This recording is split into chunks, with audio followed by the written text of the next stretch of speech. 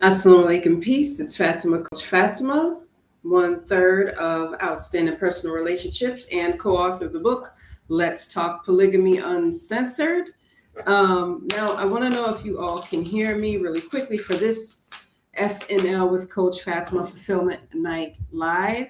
I did have a few little technical issues as far as streaming went. I don't know what happened, but it definitely happened. But we're going to get right into it.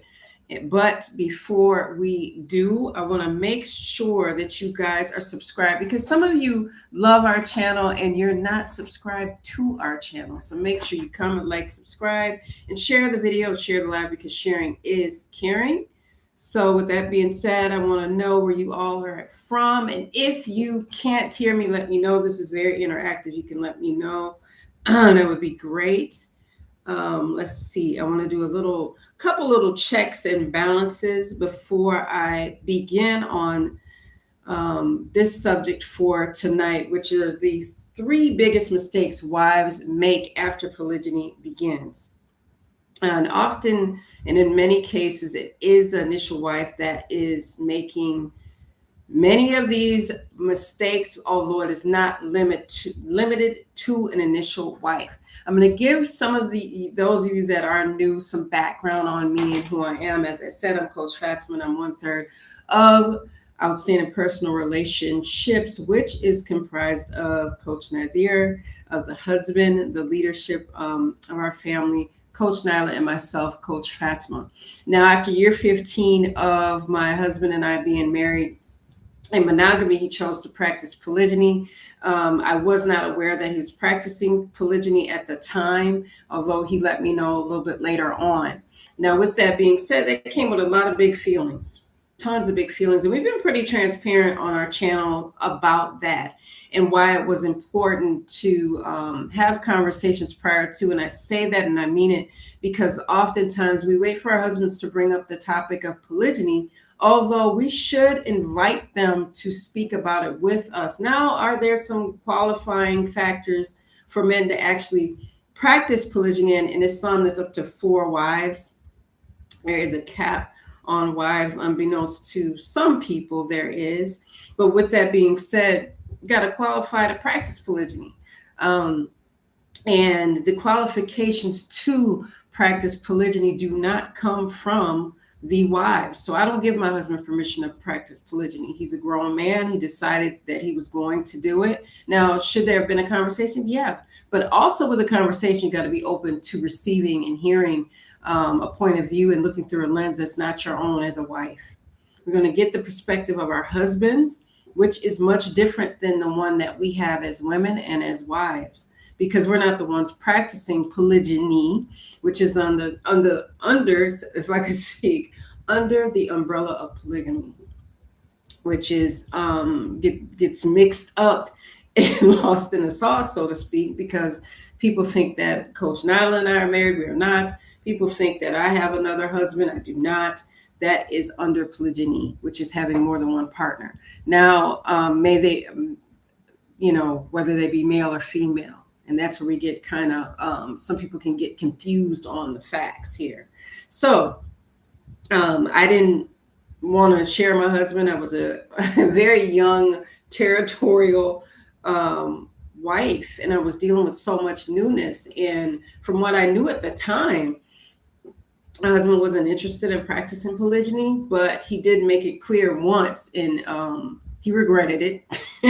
He regretted it in that I wasn't ready to hear that. I was a new mom. I was a new wife. My grandpa had died. And some months later, my husband had made a comment. There was a single sister in our community, and she was older than us.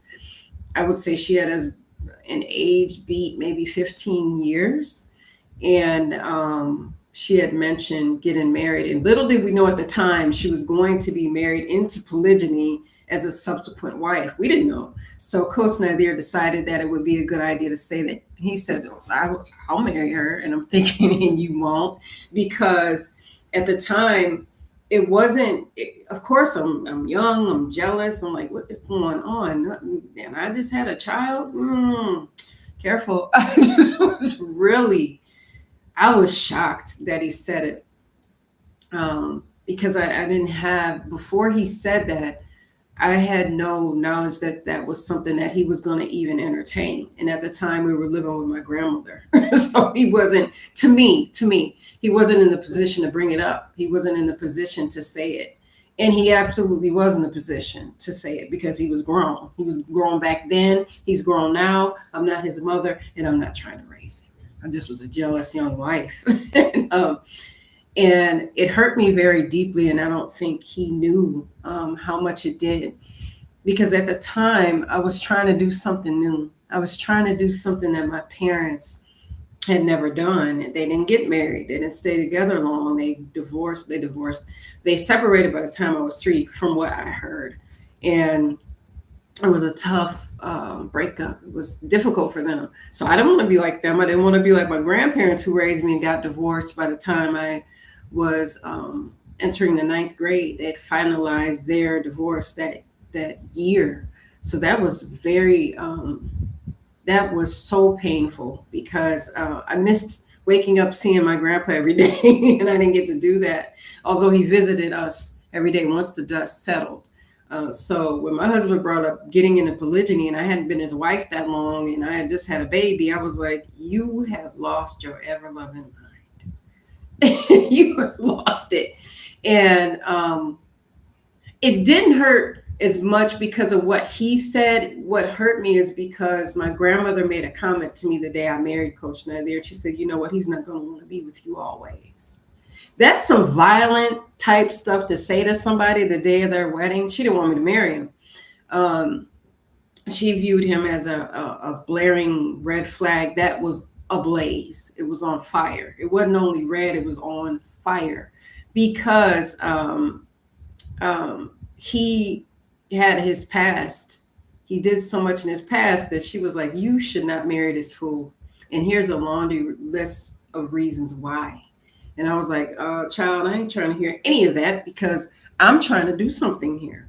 Only to have my efforts dashed, so to speak, by saying he would marry his sister. And he didn't know. She was getting married. I didn't even know. And she was actually one of the sisters that taught me how to wrap my scarf. Not in this way, but she taught me how to wrap it. And so she felt like an aunt to me. And it was weird that he would want to marry somebody much older than him. He didn't have much. There's me. There's our daughter. We're married. We're newly married. I just came off of death, and here he comes with his good ideas. And I just was like, I can laugh about him now. But back then, I was not laughing. Ooh, I was upset. So, I mean, this is not part of this live, but one of the big mistakes that wives can make is shutting down the idea of polygyny as soon as it leaves the husband's mouth. I will tell you that, and I mean that. With every fiber of my being, I mean it. Because when we shut down conversations and we don't want to talk, we don't get answers. Even if the answer is, I don't know. I haven't figured that out yet. I'm new to this too. You know, not being willing to hear anything leaves you right there. It just makes it look like what you are. You're not willing. So I would invite any wife, I don't care the sequence, whether it's subsequent or initial wife or 3 or 4. Open the floor up to a conversation that is mature and where you're able to listen. And even, again, if it's your husband saying, I don't know. So we're going to get right into this live. I'll be taking some questions towards the end of the live. Now, again, let me know where you all are calling in from. We love to ask because we always want to know where our support is coming from. Welcome once again. I am Coach Fatimah, 1/3 of Outstanding Personal Relationships and co-author of the book, Let's Talk Polygamy Uncensored. I wish I had that book in front of me.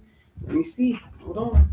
Let's see. I might have it in my desk. But I always want to share it because some people have not seen it. Uh-oh. I got something here that I should have had out, but yes. Co-author of Let's Talk Polygamy Uncensored. Yes. The great part about this book, alhamdulillah, is that it's from 3 perspectives from 3 coaches. That would be Coach Nazir, Coach Nyla, and myself, Coach Fatimah. So let's get started. I will answer your questions towards the end. No worries. I'm here till it's over. So let's get into it. And you can write some things down. So I'd invite you to have something to write with and write on. This is a place that mature people that are like-minded typically meet. I want to put that out there and give a disclaimer that this space is a space that is our channel. If you feel as though that your emotions are not ready for this yet, and they bruise easily, as Coach Nazir says, and he means that you might want to leave now. You're welcome to leave. You're welcome to stay. You're welcome to go. And so I just want to say that to some that might be here to start drama. I'll not have it. That's not how we operate. We kicked off of here quick, fast, and in a hurry. But for those of you that have a very mature mindset and you just don't know where to begin, let's start here. This is a good space, and make sure you comment, like, subscribe, share the video once it's all over, once this live is over, because sharing is caring. And some people just don't know what they don't know. Okay. And that's all right. Everybody has a learning curve. Our husbands do. We do. Let's embrace some change and commit to actually stepping out of our comfort zone. So off we go with the 3 mistakes wives make after polygyny begins. Now I'm going to look at my notes. I'm here with you all. I'm going to look at you. I'm going to look down at my notes because I absolutely have some things to say, and I want to be able to see them so that I can share them with you. Some wives that are initial wives specifically, they think that a new marriage means new pain, brand new pain, and they think that is exactly where all their pain begins. And I'm here to tell you,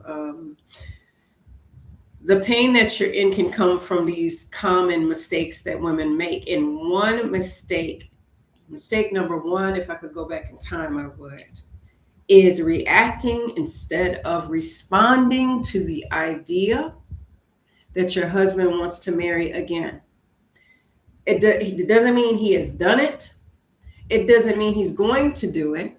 But shutting down the conversation and going off and throwing out threats is damaging. And sometimes the damage can be something that you can't repair. Because what I've experienced as a coach in this space of polygyny and in monogamy too, when you throw out the threat of, I'm going to divorce you, I'm taking the kids, some things go out the window.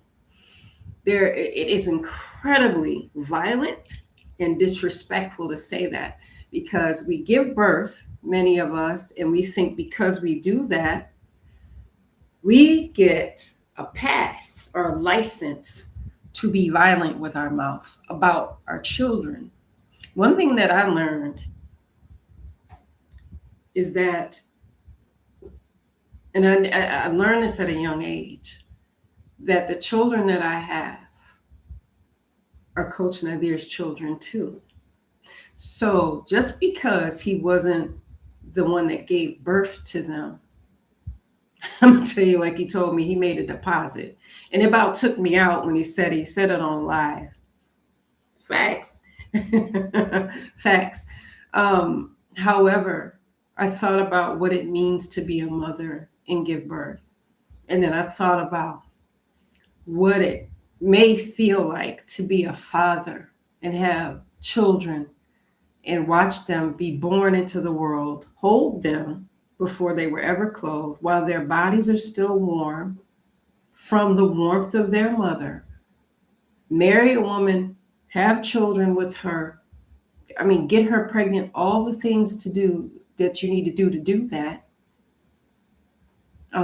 Work my fingers to the bone, pay bills, love and care and protect, provide, to only have my wife tell me to my face, in many cases, I'm going to take your children from you and you won't see them again.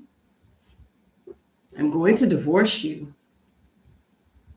and have this energy that is 6'8" up in a man's face and mean that with my entire chest. I can't imagine how violent that must feel. Now, I know why I had big emotions, because there's certain things in Islam that I thought that weren't being observed from what I knew. Now, I found out that that was not the case. Now, that's not to say, oh, my husband, he cheated on me and he violated Islam. No, he didn't. No, he did not. He never did. He doesn't move that way. But in my ignorance, I was like, well, I didn't know about this. So that's a violation from what I studied and from what people were telling me. I'm like, no, it's not. So I got around some women. I'm so blessed to have them in my life. Some women that are students of knowledge, and not. I'm not saying they're above everyone else. I'm just saying that they actually went to university and got doctorates in Islamic studies and laws, and they were like, Fatima, I think you better read a little deeper. I think you better figure out, because that is not what Islam says. He can get married without your knowledge. Never my permission. I never said, well, you must have my permission. I'm not his Lord. That's reserved for his creator to check him, and that's who he answers to. I know you all can't see me, you can hear me. And that I don't know why that happens, but I'm still here with you. Just know that I am. I don't know what happened to my camera, but sometimes it can go on the blink, and I don't know why I did that. Plug it back in. Let's see. There I go. Boom. Okay. I'm not too sure what makes it do that, but it does it indeed. Okay. Sorry about that. I apologize. My apologies. Now, I'm not my husband's mother. And after he shared his story of why he did things the way he did them, I could see why. And I could also see why he said, listen, I would course correct and do it this way if I knew like I know now. I can respect that decision. I can respect his decision, because I can't imagine how lonely he must have been making decisions and not having support within our community, me not knowing what's going on. And then when he brings it up, I'm ready to flame him up. Just because I felt like so many things weren't in place for him to practice polygyny. But my grandpa always told me, don't count a man's money, because you don't know what he has. You don't know what he has. And I never did. So I just knew that I married somebody that was going to handle what he needed to handle. And in some moments, I didn't know to ask myself, well, what if he doesn't know how to handle this because he's never done it? That's valid. I don't need anybody to agree with me at all. I'm not here to win a popularity contest. I'm here to tell you the truth. So for me, I had to learn this conversation is important. Your husband's never done this before, so he doesn't have all the answers, and you can't hold him to all the answers. I couldn't, because when have I ever tried something brand new and had all the answers? I'll tell you this, and this is, people can get mad, honey. They can get mad and they'll be all right. But I remember thinking about a bike and looking at a bike, and we're not bikes. But you will pick up what I'm setting down. If I look at a bike and I tell my husband, you should know how to ride it, you've never done it before, but you better get on a ride and not fall off. Keep your balance. Don't dump it on the ground. Don't get scared. Learn how to pedal, learn the mechanics of the bike. You should know how to do all of this now. Learn it now, today, when you get on it for the first time. So when I look at people judging, and they're going to do that, they're bored. And I look at people judging, I say, okay, he was supposed to have all this absolute knowledge on how to practice polygyny, how to be married to two women simultaneously, love them simultaneously, juggle children and all the roles, work, still provide, make it to the masjid for Juma, go to the hospitals when people are sick, catching strays left and right. I mean, how much time do you have? How much time do you have? So being able to sit back and go, you know what, I would have did this. Yes, you can measure that way because you're on the outside looking in, and it's been some years, and we can sit and judge and say, yeah, he screwed up. Yeah, because hindsight is 2020. So yeah, now that time has passed, everybody has all these opinions on what they would have done, and I wouldn't have did that. The thing that should have happened didn't happen, and that's having a conversation beforehand. But, however, if we want our husbands to have a conversation with us before they decide to practice polygyny, be willing to listen as much as you speak, because you might not get the answer that you want or that you like. So yes, if if we would have had a mature conversation, all jokes aside, because he made jokes and I wasn't joking, I would have some of the answers that I needed, but I also had to take some stock and hold myself accountable for not bringing it up, not being willing to listen, because I felt like I said, if he's going to joke about it, he's not ready, because he's taking it as a joke, and then he'll treat it as a joke. So don't talk to me about polygyny. And I'm not sharing my husband. So then there's that part too. So that's one of the very vital mistakes that women make, is to, I'll take the kids. I don't want to talk to you about this. I'm not going to talk about it. Then what ends up happening in many cases, since we don't want to talk about it, they do it when we don't know it. Should they? Depends on who you're married to. I don't think they should, but I also don't think we should shut down the conversation and not listen either. And I also had to learn to invite my husband to hard conversations that don't need to be hostile, right? So I want to say that and get that out of the way. I'm not going to be arrogant and think everybody knows who I am, because they don't. So you don't have a lot of my backstory for those of you that might be new, okay? So mistake number 2, obsessing over things you can't control. That's what our husband is doing, where he's at, if he's at the other house, comparing yourself to his other wife, social media stalking, and constant questioning. Would you want to be up under somebody that's constantly berating and asking questions that you might not have the answer for? Is it attractive to stalk one another's social media? I'll give you an example. I was coaching this initial wife. This was years ago, and her husband had married again, and she kept telling me, well, he took her there, he took her here, he did this, he did that. And I said, how do you know that? Well, what? How do you know that? She said, because I looked in her Facebook. I said, that's your fault. Because if you hadn't been snooping around in her Facebook, these women did not talk to each other, and they did not like each other, and they did not follow each other on Facebook, then you wouldn't know what he was doing with her, when and where. So you hurt yourself. She went off on her husband for something she shouldn't even know anything about. These people got divorced ultimately. They got divorced ultimately because it's not sustainable when you stalk each other on social media.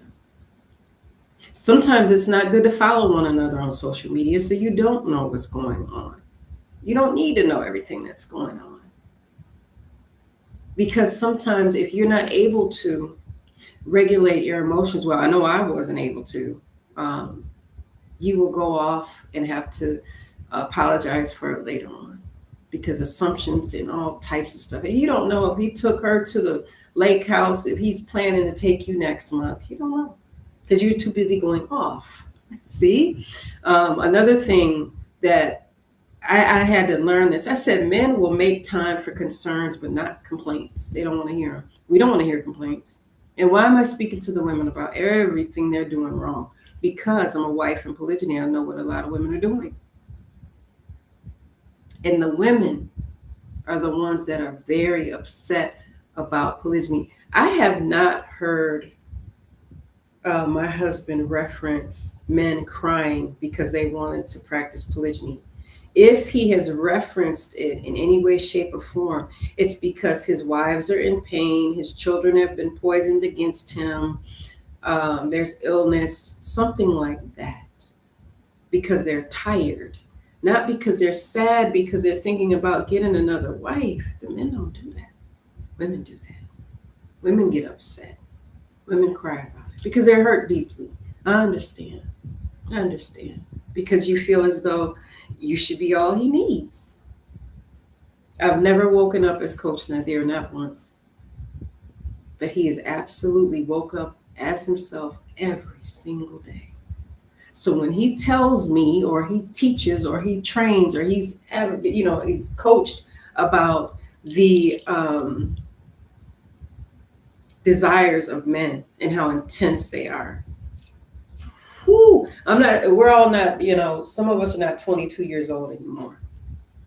However, when he spoke about the desires of men, I sat there and I said, well, I got desires, but they're not that tense. They're not that intense. That's not my life. It has never been my life. I don't want it to be my life. I didn't get married to have a wife. I got married to have a husband. So I expect him to act and carry himself as a man and be one. And his commitments, his personality, his character should take him where he's got to go. His faith should take him where he's got to go. I shouldn't have to tell him that. I'm not here to raise him. I've had children. He's helped me raise them, matter of fact, so I don't need to mother him. He didn't ask me to marry him for me to turn into his mother. So I had to turn my concerns, my complaints into concerns, and then figure out what that sounds like on the ears of a man. So if I'm dumping everything on him that I'm feeling at one moment, for the listener, it has to be absolutely draining.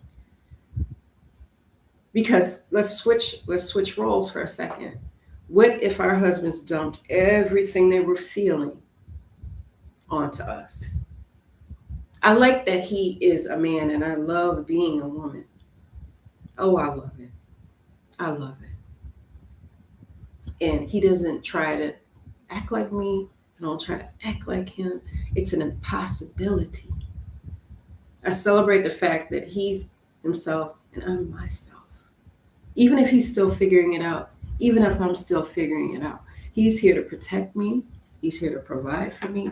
He's here to fill a role, an honorable role for his Lord, for his family, his marriages, his business.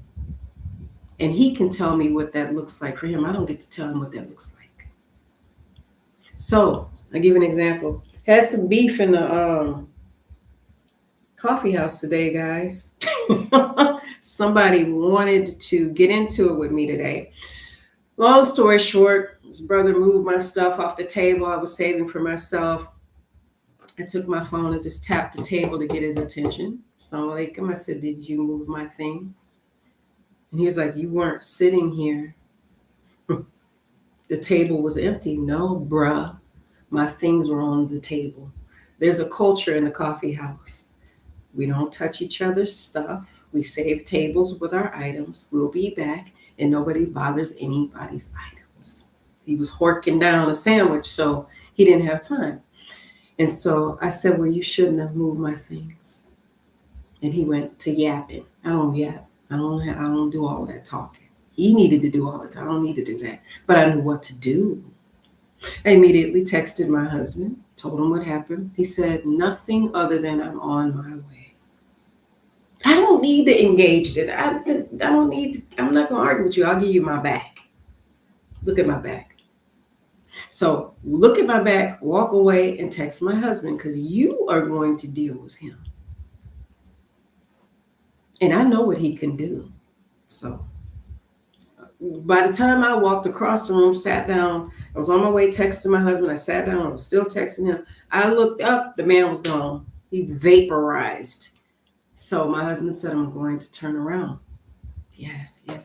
He needed to turn around because he needed to get to Juma soon. I didn't ask him to come up there. He needed to know what was going on because it takes a man to check another man. Now, whatever he did with the information after I texted him what happened, then that's what he decided to do. It wasn't my job to answer this way. My husband says, I'm on my way. And then I go, I don't know what you're coming up here for. I handled it. Or I'm going to handle him. That's very disrespectful because my husband has a job to do and I need to move out the way and let him do that. Just like him being in polygyny. If he's going to be here tonight, that's where he's going to be. If he's not going to be here tomorrow and he's going to be at his other home, then I need to let him do that. Let means not give permission. Let means let him do it in peace. Let him do it in peace without causing him an issue. I never was one to distract him from what he needed to do. Here goes the cam.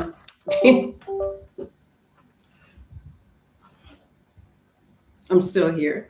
So even if I was a distraction for him, indirectly, talking too long, whatever the case may be, I knew he had a time that he needed to get out the house and I needed to go shut up and he needed to go on.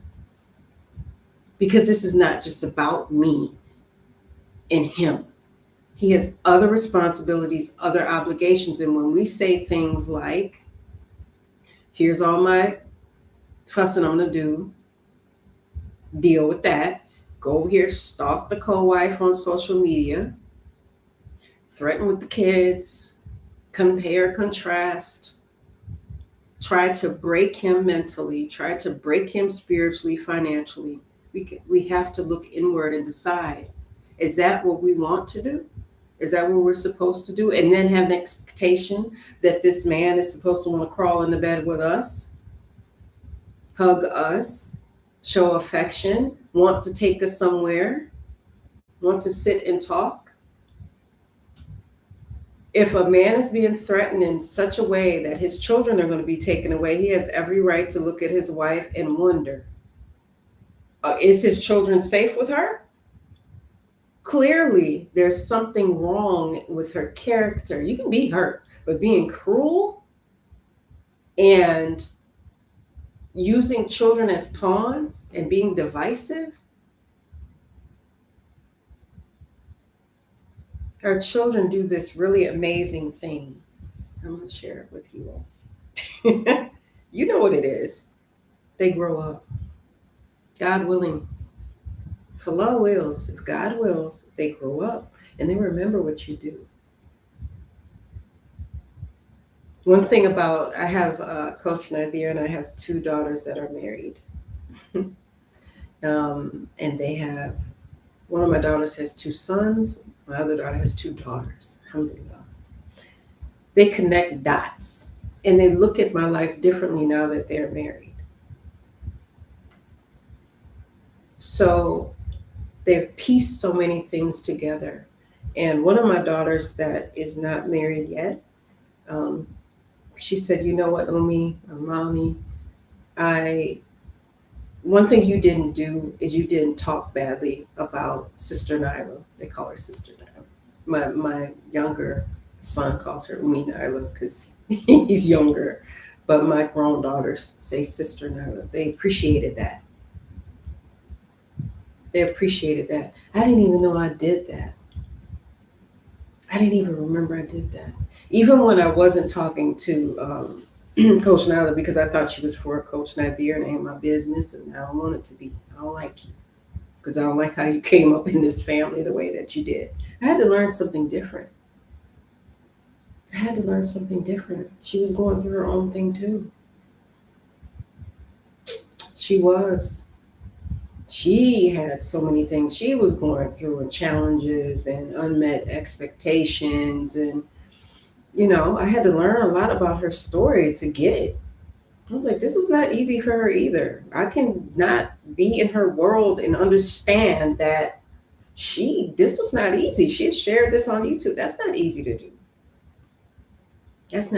We're here to help. We don't have to share anything. We don't have to do this. We feel like it's our responsibility because it's about keeping families together and not ripping them apart. So I didn't know I was doing that, but kids grow up and they remember full well their trauma. They remember what their father does. They remember what their mother does, even if they don't remember, just like we have. I remember things my mother did or did not do for me. I remember things my father did or did not do for me. I got my mom left, and we are estranged because you can't make people. You can't make people have a relationship with you. They don't know what to do. They don't know what to say anymore. She never raised me, but she's still my mother. My dad is gone since 2013, and I remember every time I was traumatized by something he said or did, and he might have been drunk. He might not have known what he was doing. So I had to understand, sometimes I was talking to the alcohol. I wasn't even talking to him. Right? So understanding that there's so many things that we need to do as adults, even though we're in pain, is important because we could be really hurting our children. Okay, so let's get to the third thing, and then I'm going to get to the questions that you guys have. I see them. But what I don't see, guys, is you letting me know where you're from. I would love to know that, so I could shout you out on here. Okay, mistake number 3. This is huge. Neglecting yourself. What ends up happening sometimes is we want to isolate. We want to self-isolate. So we want to keep ourselves in the house. We want to avoid. Avoidance is really something that can damage our relationships, our families. You know, if I had talked to my co-wife sooner, I'm glad I didn't know, because I wasn't able to receive anything that she said outside of Salam. Nope.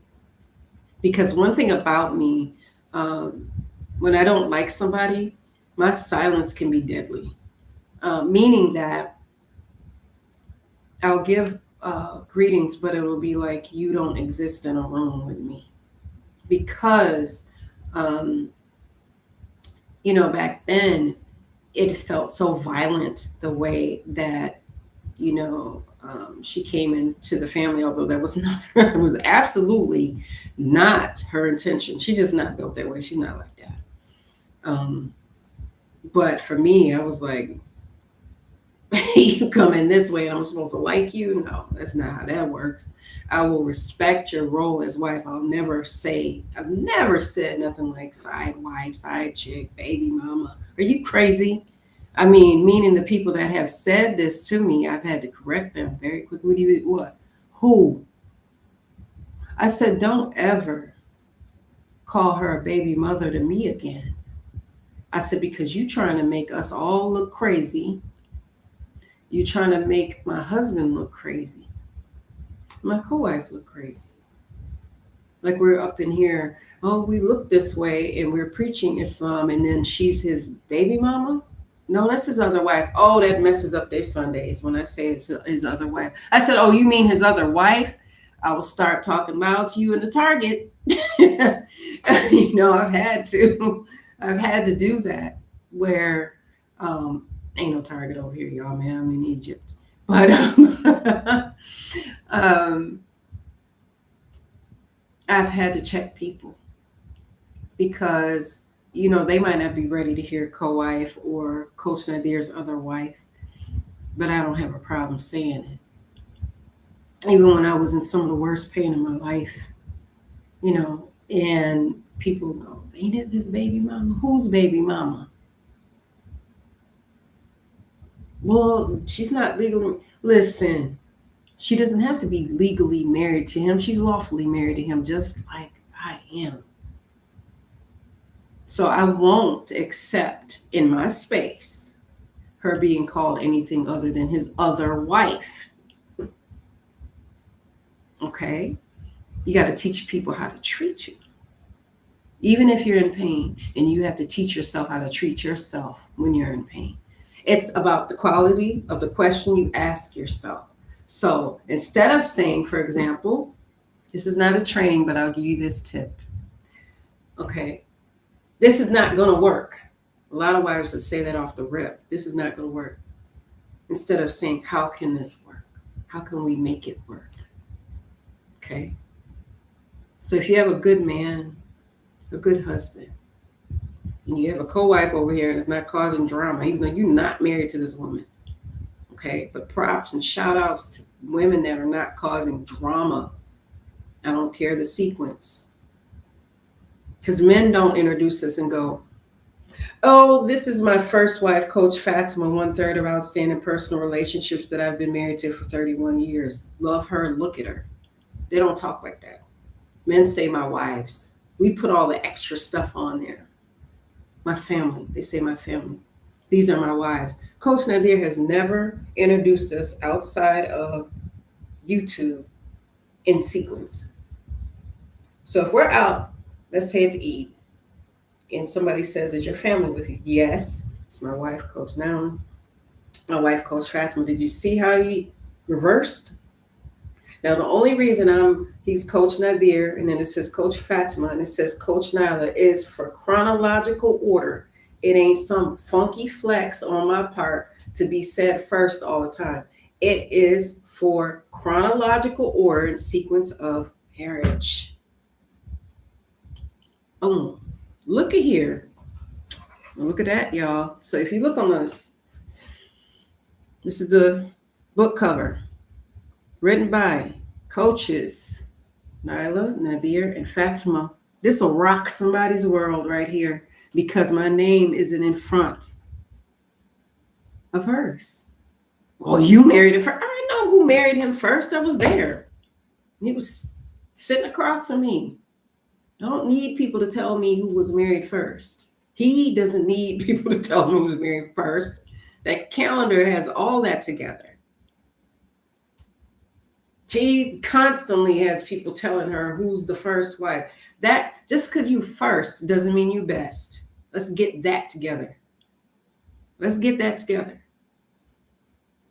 Just because you subsequent doesn't mean that people are, behind the other wife. That's just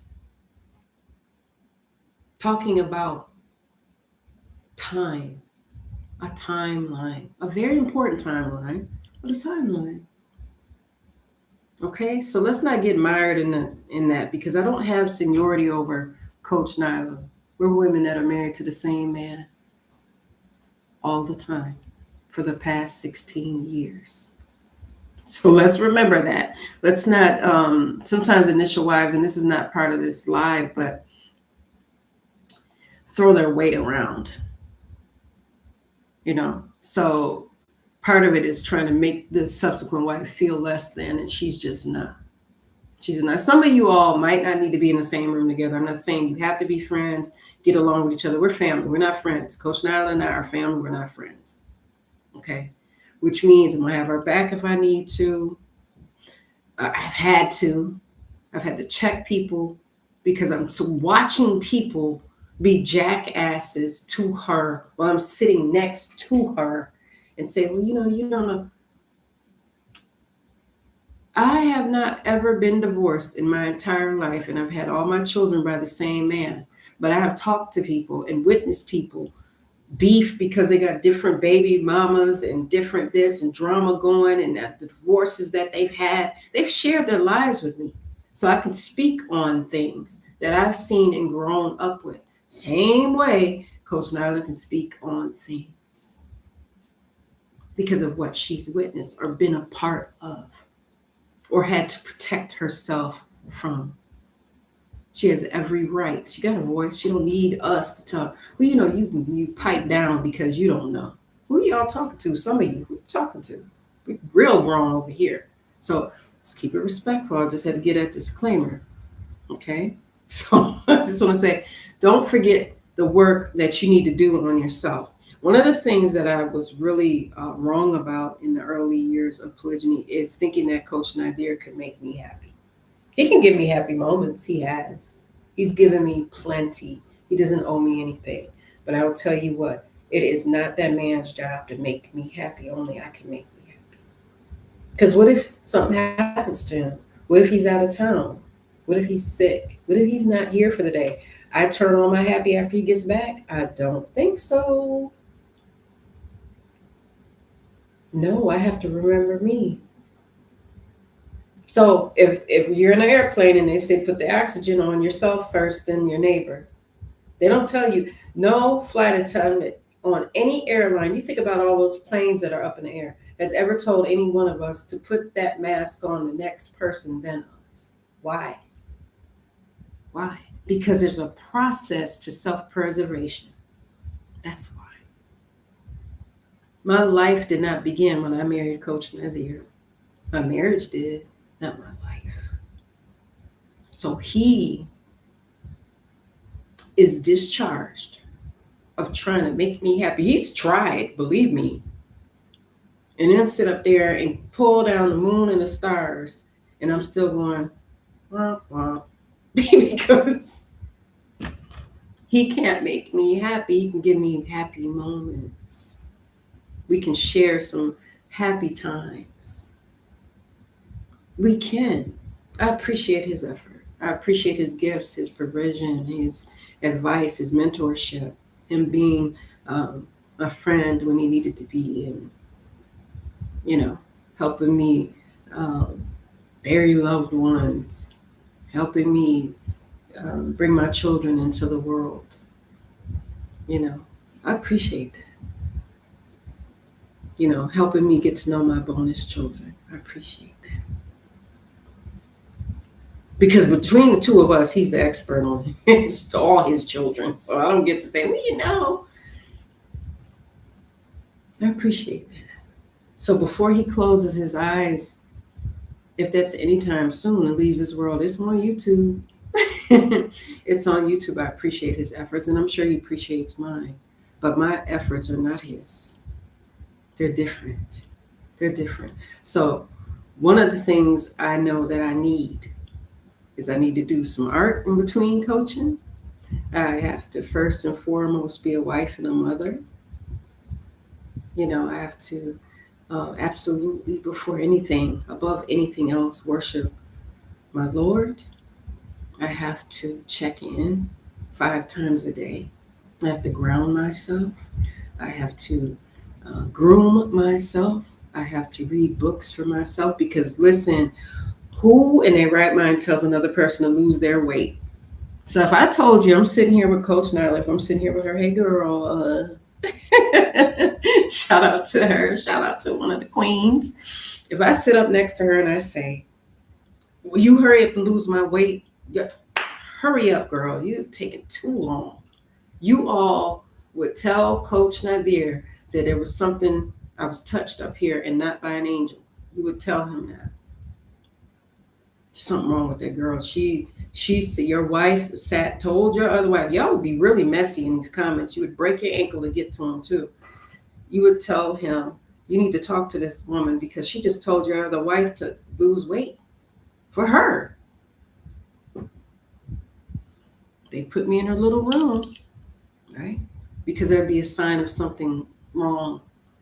But I'm supposed to tell my husband, make me happy, fix all my problems, read all my books, absorb the personal development for me, cook my meals, groom me, give me my supplements, you take them for me, and then I'll reap the benefit from them. That is not how it works, and nobody ever lied to us and said that it did. So are you taking care of yourself? Are you asking yourself the question? Now, one of the things I want to offer the ladies, the men can buy this book for their wives if they want to. Remember I mentioned our Let's Talk Polygamy Uncensored book. But I also have my frame playbook. Okay? Can you guys see that? It's crooked, but how women in polygynous marriages thrive, not just survive, by Coach Fatimah. Okay? So you can pick that up at polygamybooks.com. So make sure you do that. And you don't have to be an initial wife to read it. You can be a subsequent wife as well. But you can see all our playbooks at polygamybooks.com. Okay? So I'm going to look through the questions right now because we do have some here. Okay. So really quickly, I want to do a recap of the 3 mistakes. So number 1 is reacting instead of responding. They call them first responders for a reason. They do not say first reactors because we don't need reactive behavior when we need to have responsive behavior. Okay. Mistake number 2, obsessing over things you cannot control, such as what your husband is doing. And mistake number 3, neglecting yourself. Now, this is after polygyny begins. Neglecting yourself means you're not looking inward. You're trying to control everything on the outside. Okay. We try to control things that are external, which is not serving us, instead of internal. My husband could be upset and be ready to rip somebody off the sidewalk. What does that have to do with me? I know what he can do. So I hope other people don't get him to that point. I mean, it could be something, hypothetically, where somebody wants to fight him. I would tell somebody I wouldn't make that mistake. Don't sign up for that class, not with that brother.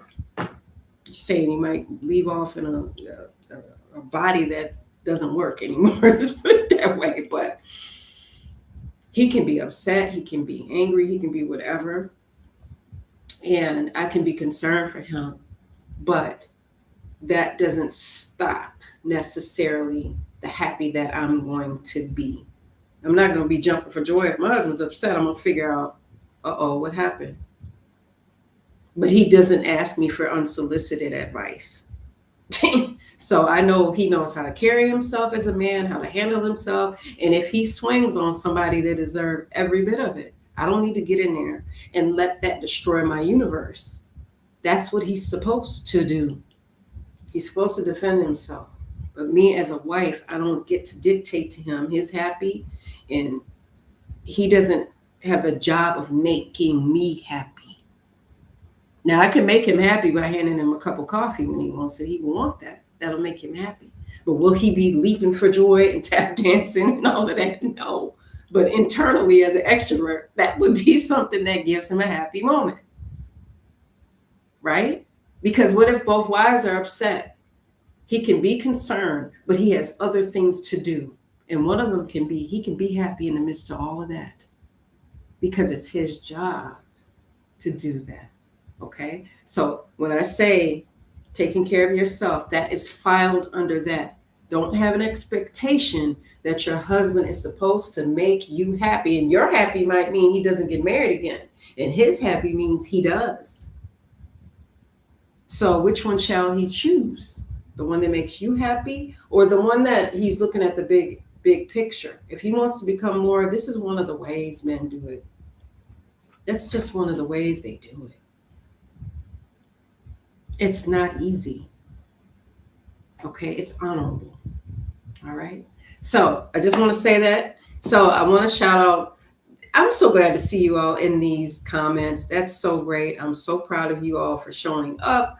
Thanks for showing up and supporting the OPR channel. Again, make sure you all are commenting, liking, and subscribing, and also hitting the notification bell, because you're going to want to know every time that we go live here. Okay. So here's question number 1. So did you give any resistance on your part when he brought the idea to you? If so, what was his response? Yes, I did, because I married Coach Nyla when I was 20 years old. I was a very young wife. And he would make comments. He didn't bring ideas to me. He would just make comments here or there. He wrote things in his journal. He loves telling this story because this is what happened. It's a very good teachable moment. He left his journal on my dresser that held all my clothes. It was open. And I was pulling on the dresser to get something out of it. So I'm like the book is here. And I'm telling you, out of all the words on the pages, I honed in on polygyny like a hound dog. I don't know what happened to me, but I saw that word. I'm like, woo, no. I went right to him about it. And if I had been thinking, I would have changed it. I'd act like I didn't see it.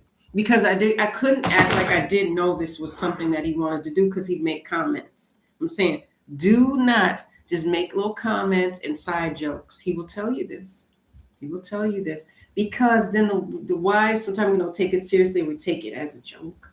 like it's not going to happen, or you're just playing. And when you just play and you make little jokes, then I don't take it seriously, and I don't think it's going to happen because you're joking about it. It don't mean nothing to me. It don't mean nothing to you. And that's how I took it after a while. I'm like, he's not ready because he's joking. He's going, I'm joking because I'm bringing it up, and maybe he was checking the temperature, or seeing maybe how jealous I might be for him. Oh yes, I was jealous.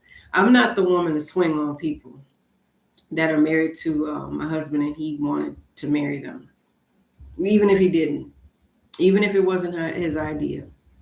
I'm not the one to run up on a woman because she wanted to marry him. I do. Coach Nyla is not the first one that wanted to marry Coach Nazir, and she's not been the last. So I have had women walk up to me, this man's wife, and ask me, does he want another wife? And I'm going shimmy across the parking lot and ask him. They didn't.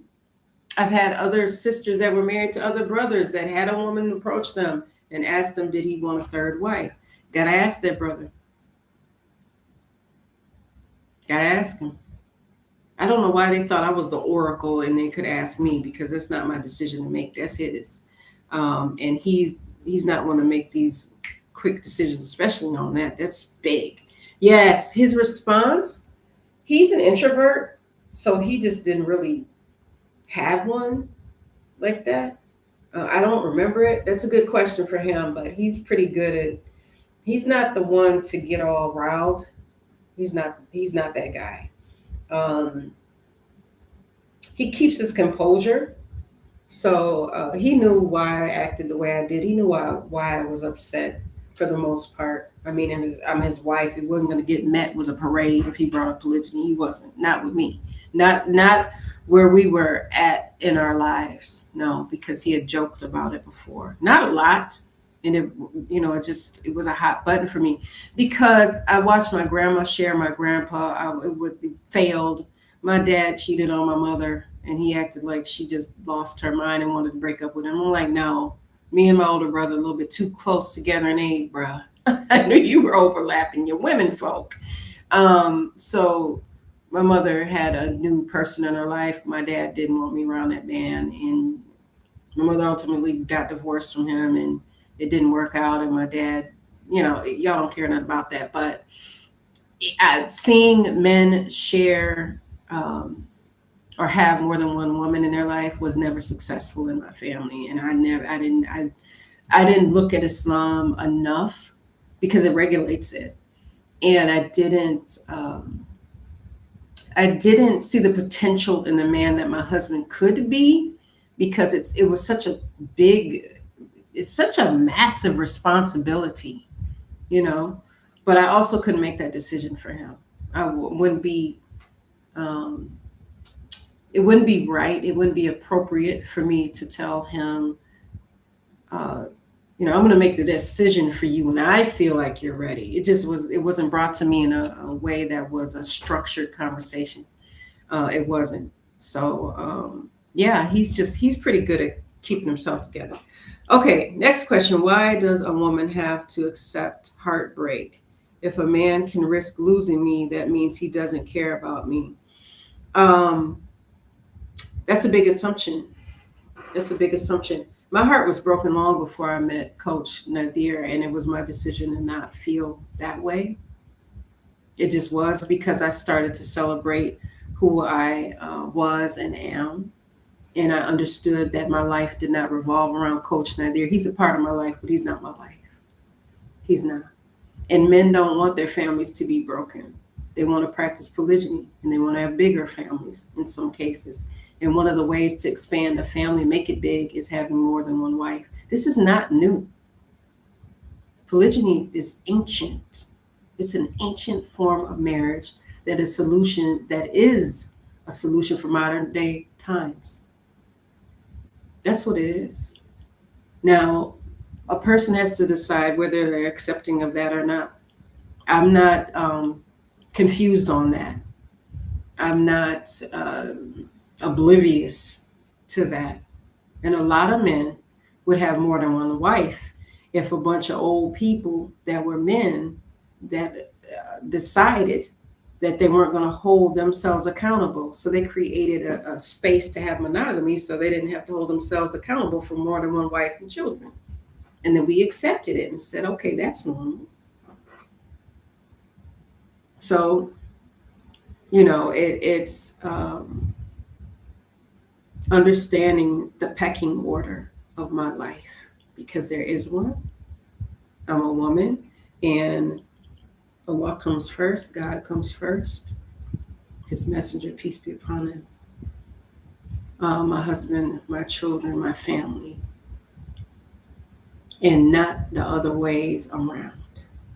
So I came here by myself. I'm going to leave this life by myself, and this life is very temporary. And Coach Nazir will not be holding on to my ankle when I do. So what did I always feel this way? No. Sometimes when we say we're accepting heartbreak, although it's sad, we have sad moments, and it's not easy. It is what we're saying to ourselves. It really is. I could sit here and say that I'm not worth anything. I'm a horrible person. I'm not creative. I'm not a good mother. My husband doesn't love me.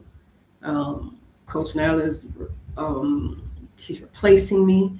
I had to say this to myself. I said, Fatimah, I said, don't you know you're the only Fatimah that's like you? And that should be celebrated. You need to educate yourself. There's some things you need to work on. There's adjustments that you need to make, but I get the honor of making them. I get that honor. And not another person gets to do that work for me. So within that, I don't have time to sit and remember how heartbroken I was, because I really decided that I didn't want that to be my story. Same way I didn't want to just wallow in the fact that my mother wasn't in my life. I could go back there and be depressed and be upset and judge her and do all of this stuff. And then I decided, for what? I can't unring the bell. That's part of my story, but it's not the entirety of who I am. I'm not that little baby anymore. I quit being a baby a long time ago. And husbands don't sit up and go, well, you know what? I'm going to lose my wife. They are hoping that their wife does not leave them. So they're not saying, necessarily, I'm risking losing my wife. They're erring more on the side of, I'm hoping that I don't. Because men don't want to be divorced either. But some men don't want to stay in monogamy. But that doesn't mean they don't want to be married. They want to be married. They want to be married. They're hoping we don't threaten. They're hoping we don't leave. They're hoping we don't divorce them. They want more than one wife. So Coach Nyla can't be Coach Fatimah, and Coach Fatimah can't be Coach Nyla. That's not why I'm here.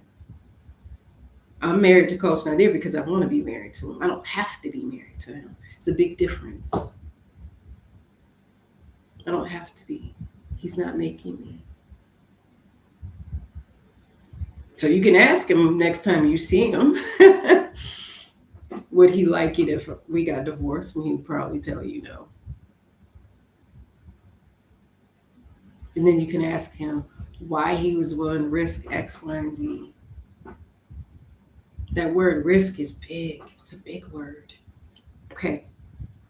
She doesn't have to stay married, but she should make sure that the decision to get divorced is a mature one, well thought out one. She better have a good damn reason why she wants to get divorced, especially if her husband's a good man. Think about that long and hard. I would invite you to do that. I had to. I had to. Okay, next one. All right. I think this is the same person. Yes, I've told him, my husband, that I will divorce him if he marries another wife. No man is worth stressing over and being hurt. Well, that's between you and him. Prayerfully, you're not getting divorced from a man that's a really good man because he wants to marry again. Of course, there's qualifications to marrying again. Okay, so I will never tell a woman to leave or stay. That's a very intimate decision. So I hope you're making the right one. I'll say that. I really do. Okay, absolutely. They do remember what you do. Yeah, our kids remember. Um, okay, we allow our jealousy as women to cloud our judgment about others. Yep, true. Oh, yes. Thank you for saying so. It's a very mature statement. Welcome, Washington State. I heard it's beautiful up there. Um, okay, another sister, I believe, says it took a little time to adjust, but you got through it. The help of love. Yes, it took a lot of time. Beware the whispers of Shaitan. He loves chaos, confusion, and breaking up marriage. Yes, absolutely. Polygyny is doable with the right attitude. It absolutely is doable with the right attitude, right intentions, and making sure there's some consistency. Consistency has probably been an understanding through the lens of other people in my family. But consistently doing that and consistently working on myself has helped me a great deal. Um, and just really listening to my husband and Coach Nyla's perspectives, which are quite different because remember, we're wives in polygyny. We're not men practicing polygyny. So he doesn't answer my questions in a feminine voice with a feminine tone. And as a wife, he answers my questions um, as a husband, as a man, as a provider, as someone that has to look into the future as much as he can and make decisions that impact his family in a positive way and correct any that might have not been the best for whatever it was. You know, that's his decision to make. So I like the fact that I can listen to him in a different way with different ears than I did when I was younger. Um, I like learning from my husband what men are concerned about, what they go through. I like learning from my co-wife what subsequent wives go through because I can help somebody too. She's not going to be attached to my side when I'm talking to women about polygyny. When I'm coaching, I've coached subsequent wives and initial wives. She's done the same. So I can't just have an initial wife hat on my head every time I coach because just because I've not lived that life. And I have to be making sure that I am handling objections for all wives and helping them be the best version of themselves that they can be because this is very important. We're all wives, you know. So just because I said that and I mean it, just because you're first don't mean you're best. It's not a race. It's not a war. It's not any of those things. But let's be careful with the numbers game. Okay. How do you repair trust and love after polygyny? Love is easy to do. Staying in it is different. Um, what I did for myself quickly before I end this live, guys, what I did for myself with Coach Nazir is that I decided that I was going to trust him again. But that went with that trust meant I look at patterns and what people do. Talk is cheap. I look at what he does. He could sit up all day and tell me that he's a hands-on father, but if I see him not do that, then I don't trust that. Now, he's a hands-on father, and I know that because I see it. He prays. I know that because I see him pray. He takes care of and provides for his family because I know it. I see him do it. I see him go to the store. I see him pay for things, many things. I see him make arrangements. Not all the time, but yeah. I see it. That's it. I see it. So, one thing I'll tell you, sister, before I end, and this is important, men don't love us like women do. My husband doesn't love me like a wife would. He loves me like a husband does. Okay? He will not sit up and coddle me. He won't sit up and kiki and have girl dinner with me. Okay? He does not eat like a woman. He doesn't dress like a woman. He doesn't talk like a woman. He doesn't walk like a woman. He doesn't do those things because he's a man. So he can love me like he's doing right now. He is very in love with me right now, and he is at his other house with his other wife right now. Booga, booga, booga, booga, booga. Because he's a man, and men compartmentalize. So if we think about our children, I had a daughter. I have 4 daughters. We have 4 daughters and a bonus daughter. I love them at the same time. And then none of them are in the room with me. Men have bigger hearts, and what we do as women is we limit them and say, no, your heart only can fit me in there. Because I can only fit you in mine. And that's where the war begins. We want them to love us like we love, like women love, like wives love. We want our husbands to love us like wives love husbands, and that is not how this works. That is not how this works. I know it. I've cried myself to sleep many nights in the early years because of how things were done, and my unmet expectations, of my husband. And guess what? He had expectations of me that I didn't meet. Yes. He had an expectation that he could talk to me about polygyny, and he couldn't because he had joked about it, and we were in a certain position. And I was like, he's not. Nope. And I was a jealous young wife, so of course. And the thing is, it's not just that, guys. I'm gonna get off on a little tangent, but I had so many people telling me he would break my heart, and my grandmother saying he wasn't gonna always want to be with me because he was 19 when we got married, and it was me and him against the world. We were new Muslims, we were new married people, we were new parents, and we were so much new that year. And I tell you, it was my husband is not a 19-year-old husband anymore. So our husbands are not going to stay the same. They're going to change and evolve, and prayerfully for the better, just like we need to change and evolve for the better.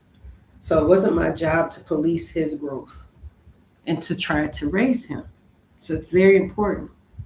But I do offer coaching. I want to just make sure that many of you sisters or you women, ladies, know that. Okay, so you can visit me at coachfatimah.com for details on booking your call today, and we can start with your coaching sessions if that's something that you're interested in. My calendar fills up quickly. I work with ambitious women. Some women aren't ready. I won't judge them, but I do work with ambitious women, and I don't choose to work with everybody because some people come in and very upset and they want me to make their husbands wrong, and I'll not do it. It's about doing your work on yourself. And if anyone else benefits from that, that's good. That's good. But making our husbands to blame and he did this to me is not a good place to begin because it doesn't serve you. Okay. And I get into more about that in my coaching program, Nourishing Fulfillment Coaching. Okay. So there is also another question. How do you build a relationship with a co-wife who feels hurt from our husband? Slowly, and not have an expectation. You don't have to have a relationship with her. I learned that it makes things easier to have one, but being cordial is great. Not getting into their marriage is best because how do you know that the husband hurt her? How do you know that? Or do you just say it because that's generally what happens, or you have specific knowledge of that? Okay. Do you have specific knowledge of that? And if you do, how? Because being in their relationship is not good. That is not something that you should strive for or something that you do.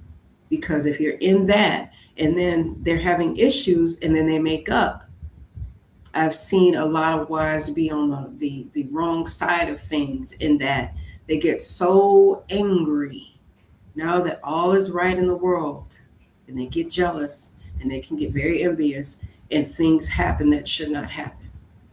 You know, unnecessary drama, unnecessary drama.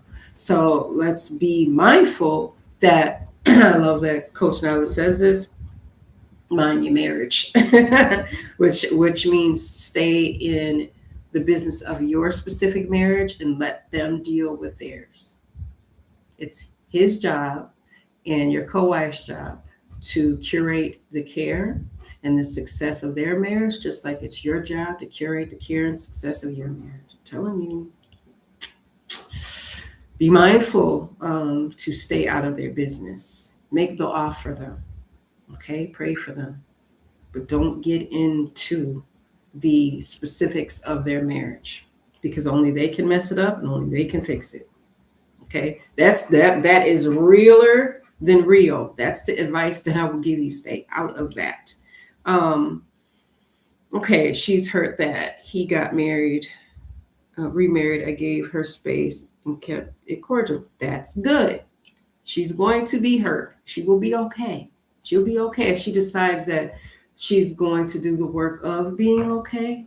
You know, she has to make a decision. Okay. And you might want everything to be good, and that's good. I mean, some wives are like, I don't care if things are good with them or not. I never cared, right? Don't be that wife. Because what go around, sure enough, comes around. So I was hurt my husband got remarried too, but it didn't erase my goodness or the goodness of our marriage and relationship. I had to learn that. And Coach Nyla wasn't going to help me do that. That wasn't her job. She could pray for us, make the offer for the family. She's done that. She continues to do that. But get in the midst of that, no, that's not her business. She never made it her business. Okay. So we got to do our work. We can't expect our marriages to be successful and pass it off to somebody else. We got to get in the game.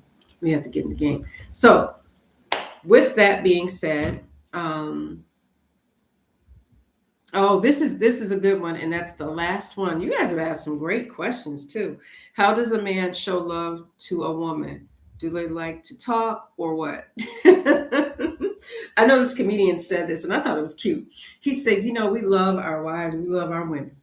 And he was like, we want you to be home, but we don't want you to talk to us. We just want to know that you're in the house with us. And I thought that was so funny because I don't know if you guys saw the movie Up, but I remember my kids telling me, I don't know which one, but one of my kids said that, Umi, that reminds me of you and Abu, because in the movie, the husband's an introvert and the wife is an extrovert. And he's an absolute love of her life. And I won't give any spoilers, but watch Up. It's animated, guys, but watch it. And I remember when I first met Coach Nyla, I felt like I was the one talking all the time when we were in high school. I was like, he does not talk. What the cluck is going on? And I was like, what is wrong with him? Me? Is there something wrong with him? I thought something was wrong with him because he didn't really like to talk. And then as I got older, I said, okay, he was an introvert, so he didn't want to talk to me. He was entertained by me. He didn't need to talk that much. And he did talk. However, he said what he needed to say and he didn't add extra words. I talked enough for both of us. So that movie Up reminded my children of my husband and I. And it's sweet. And I love that they made the comparison. I mean, looking back on everything now, but men typically, I don't have the husband that goes, yo, baby, yo. I could take you to the top of the world if you let me. He's not the guy that's going to do all that talking and, all of those compliments and a cascade of why I love yous and all. He's not going to do that. What he does is through acts of service, Of course, hugs and the normal things, but he'll bring in flowers. He will buy your favorite thing. He despises those little yogurts. He does not like yogurt. He likes the savory yogurt. He doesn't like the fruity. He doesn't like that. He'll buy me yogurts. He'll buy jewelry. He's bought jewelry. He's bought clothes. He's bought trips. He's taken us onto the Red Sea in a yacht. Like, these are ways that men can show love or say they love you. He says he loves us all in this family to our faces every single day, multiple times a day. Because after we pray, we're done with the prayer, we hug each other, we tell each other we love each other. Whether that's just him and I praying together, or the whole entire family praying together. This family tells one another we love each other every day. I don't see Coach Nyla every day, but when we pray together and things like that, we say we love each other. That's my sister in Islam. Period. That's whether we married to the same man or not. That's what it is. So yeah, they show it differently, and I think sometimes we feel hurt when they don't show it like women do. When we don't get all the verbal praise and all of that stuff, when they're not going to show up like us, and that's okay. Let them love us like men do. And that is acts of service, providing, bringing groceries into the house, providing clothing, shelter, hugs, kisses, affection. One of the ways I'll give you guys is my husband, when I would really, really, really just be so in love with him is when I would have a child and he would hold the baby. He would change our children. He would help me fold little baby clothes. He didn't do this all the time because he had to work and stuff he had to do. I remember he used to wear our children, the little carriers back then, and you put the baby's legs through there and they're on your chest. He would wear this in the house and work at the table. He'd be typing and have the baby on. It's like, he was never more handsome than he was when he's with his children. When I see him with our grandchildren, he's so childlike. I remember when we visited our daughters recently, and my daughter and her husband and our grandchildren, and then my other daughter in America. He played with our grandsons, and my daughters were watching him. Now, our daughters are soon to be 29 and 31, so they're watching their father roll around on the floor with these little pew-pews that he bought, these little laser guns he bought for our grandsons, and they're going, and his is going. I think he had bought like 4 of these things, and they're lit up, and he's rolling on the ground, and our daughters were like, look at him rolling. He's so fast. He's so fast. And I could see that my oldest daughter, who's the mother of our 2 grandsons, her heart was so warm, and she's like her dad. So she doesn't say a bunch of words. She's an introvert. All her daughters are introvert. And to see her face and us laughing with like tears in our eyes at their dad, because I never told them he was slow, that he slowed down. Maybe they didn't know he still had it in him, but he was like choom choom, and then bouncing from room to room. And those are times where he's the most handsome and the most amazing, is when he's with his grandchildren, and when he's coaching, and when he's taking care of the family, and with his sons, and leading us on an outing or whatever the case may be. So those are admirable times. So yes, they show love in ways that, and they look handsome in ways that sometimes we don't even think of it. So yeah, they just show it differently.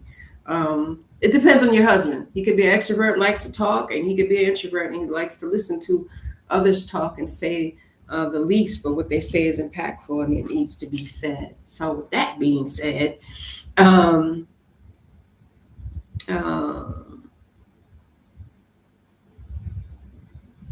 yep. And if you're an introvert, sometimes introverts like to process. If they're angry, they like to process. Extroverts do it too, but it's best to pause for the cause and process your feelings before you say something you might regret, even if it's something that's small.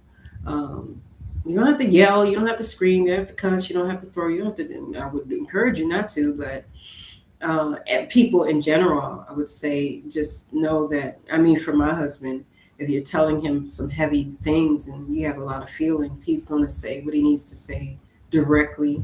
He's not going to try to be rude, but he's not going to be around the bush and tell all these stories. He doesn't talk like that. But he's also an INTJ, um, which, if you're not familiar, take the personality test, Myers-Briggs personality test, and see where you are. He's an introvert. He's intuitive. He's a thinker, and he's a judger. Judging, the J means that he's not judging people specifically. He's judging everything that is around him, and he's evaluating. So yes, yeah, and being polite and saying, I need some time to process this. I'm a little upset versus I'm angry, get away from me is a whole nother thing. So you'll get a different response from your husband if you have a respectful tone about yourself. And I'm not saying that you don't have one. I'm just saying that men respond to respect over love every day. We like to be loved, and then maybe respect can go down the line. But men have passed away from not being respected or being absolutely disrespected. I have not seen one fight between two men where the two men felt absolutely respected. It's usually disrespect that gets somebody unalived. When it comes from man to man, we have to be very careful. So, with that being said, I hope you guys got some great nuggets from this live. I'm going to just wrap it up now. Make sure, again, you're commenting, liking, and subscribing, and share this video. Once it is done going live, it'll be visible to the public. Of course, share this video because sharing is caring. Thank you all for being here and having some great questions, being mature, being able to absorb the conversation and use your listening ears. I think it's great. These are the kind of lives that we really like to have, where we can have an open conversation with everyone so that they can get a better understanding of polygyny. Just because we're having these conversations and doing these lives doesn't mean your husband's in it. Doesn't mean you're in it. Doesn't mean he wants to be in it. But if he is or wants to be in polygyny, this channel is a great place to start and get educated on many things you might not want to ask him right now. But make sure, with that being said, you watch our videos. Don't just watch mine. Don't just watch Coach Nazir. Don't just watch Coach Nyla's. Watch everyone's videos, because you might get, it's not a might, you will get a perspective that might not be your own, but it serves as a source of education. I love watching our videos because I'm learning. I'm learning things too, and that is what helped me heal. Remember I said, don't just look through a lens that's yours. Look through the lens of other people, through what they say, okay, and what they do. So with that being said, I'm going to leave you guys off with some GLC. Make sure you're growing intentionally, loving fearlessly, and connecting on a higher level every single day. I'm Coach Fatimah. I'll see you guys in the next one. Assalamu alaikum. Peace.